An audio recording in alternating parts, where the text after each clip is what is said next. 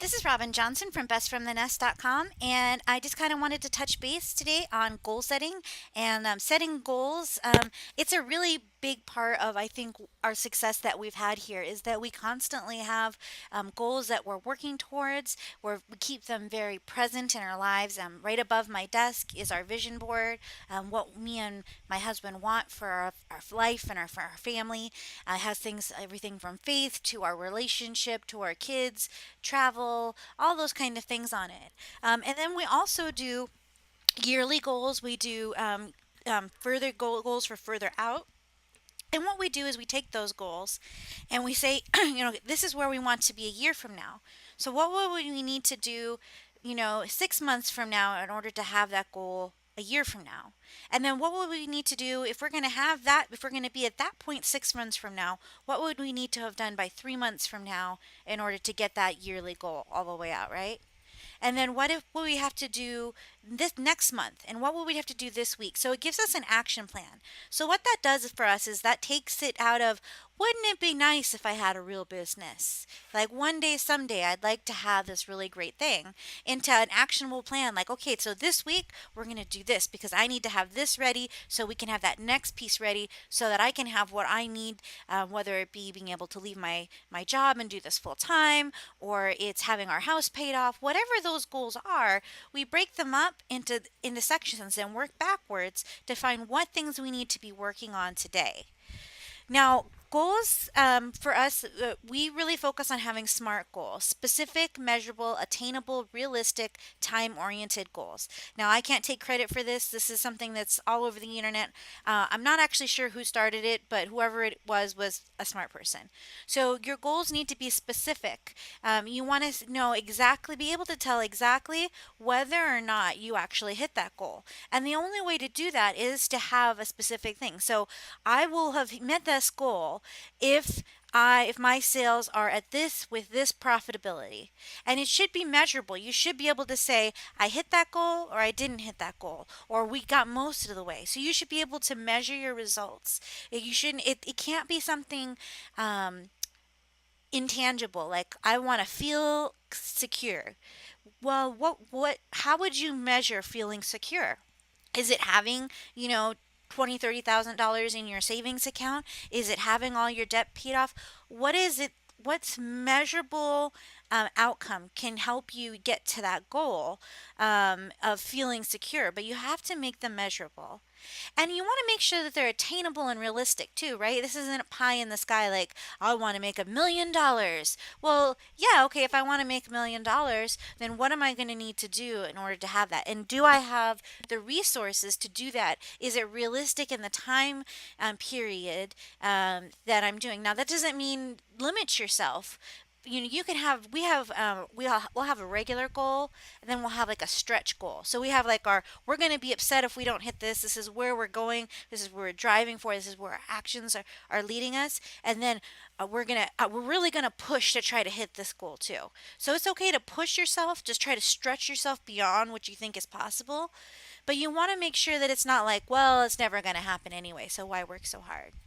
And you want to make sure it's time oriented. So, I'm going to have this done by this time. You want to give yourself deadlines so to help keep you driving, keep you working when it would be easier to go watch TV or hang out. You know, so you have that motivation to work that just that little bit harder. That doesn't mean you don't have a great lifestyle, you don't spend time with your family. It just means that when you're working, you're actually trying to work to get to someplace specific in your business. So, vague goals set you up to lose because and if they're not measurable, it's the same thing. It's hard to keep score. Even if you hit your goal, you might feel like you didn't hit your goal because you didn't do it as much as you wanted to. If you set things goals too high, it's easy to give up and say, "Well, I'm never going to get that anyway." And timers are really great to help you keep focus. Sometimes if I'm having a hard time focus, I'm going to say, all right, I'm just going to work on this for 15 minutes. I'm going to work on it for 15 minutes and we're going to see what we get. Because the idea of reorganizing your closet or the idea of going through your stale inventory might seem overwhelming. But if you say, okay, I'm going to work on stale inventory for 30 minutes, you can do anything for 30 minutes, right? You can, the 30 minutes isn't that long. So, what you can, if you have a specific time that you're going to be doing something, it helps make you move a little bit faster and helps you stay focused. So you want to start with the end in mind. So rather than just building your business and just trying to trudge your way through, where are you wanting to go with this? If you're looking to have a freedom in your lifestyle and you're not hiring any help because you don't want to spend any money, that's not going to get you to the goal you want, because the bigger your business is, the more you're going to have to work, right? So you're going to have to look at, like, what's my ultimate goal? Why do I want to do this? Is it so I can go on field trips with my kids? Is it because I want to be able to go like on 3 cruises a year? What is it? Why? And it has to be something that really motivates you. What is going to make it so you're going to be willing to do that extra work that nobody else will do in their business? And that's going to help make you really successful. Your goals should be written down. There are studies after studies saying that if you write down your goals, you're so much more likely to achieve them. Even if you, I mean, you should be reviewing them, but even if you don't review them, just writing them down makes a difference. I found a journal last year that had my 5 year goals out, and I was surprised because I hadn't seen it in like 2 years, 2 or 3 years, and we had done everything on there. Everything was, except I think I had that we wanted to have a 5 bedroom house and we have a 4 bedroom house, like little things like that. Everything was exactly how we had written it down.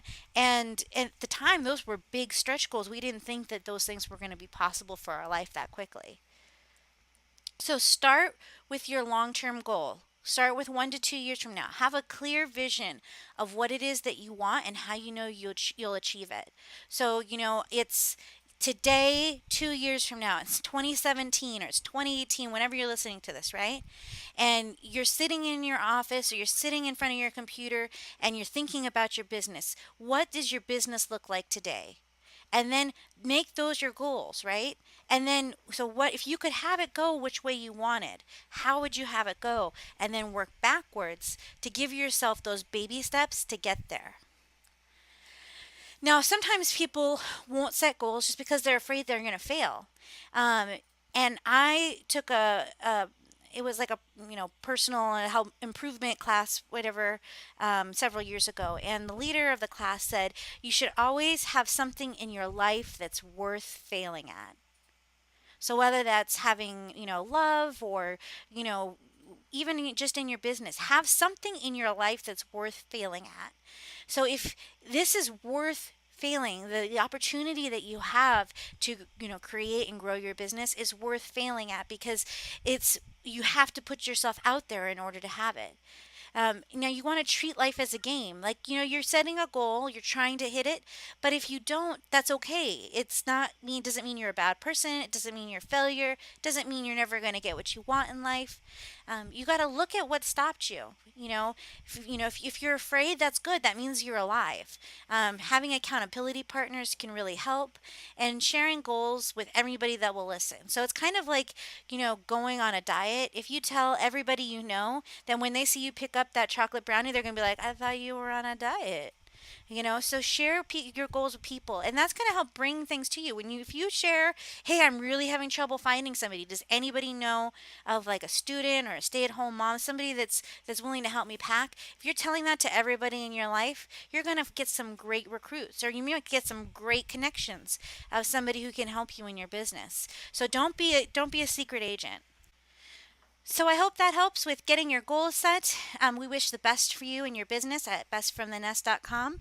Visit our website and join to be on our newsletter to get updates from us and what we have going on. And subscribe to this YouTube channel. Thanks and have a great day.